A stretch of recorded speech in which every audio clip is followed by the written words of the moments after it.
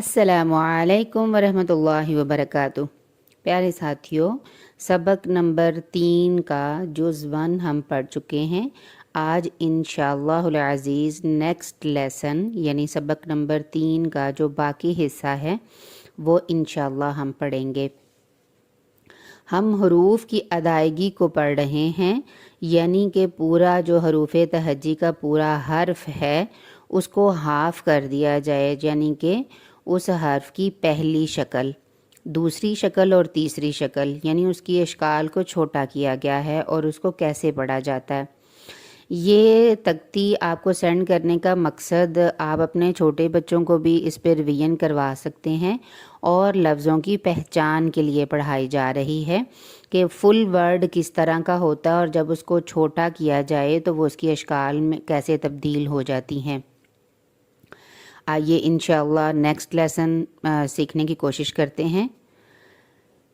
अऊज़ु बिल्लाहि मिनश शैतानिर रजीम। बिस्मिल्लाहिर रहमानिर रहीम। बानून नून, तायानून, यासानून, बासानून, जीम, हा, खा, हासा, ख़ाबा, जीम ता, ताहाता, या जीम बा, बाखौता, ता, हा, बाता, या हा, ताता, नून हा, हा, या हा बा, बा हा अलिफ, बा हा मीम, दाल, दाल, जीम दाल, खा दाल, रा, जा, रा, जीम रा, खा जा, या रा, ताज़ा,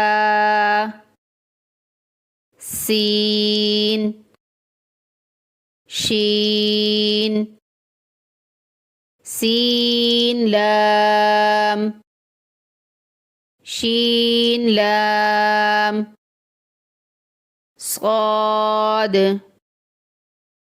ज़ाद, طा, ज़ा, ऐन, गैन, ऐन जीम, गैन हा, बाईन, या गैन, बाईन दाल, तागैन दाल, फा,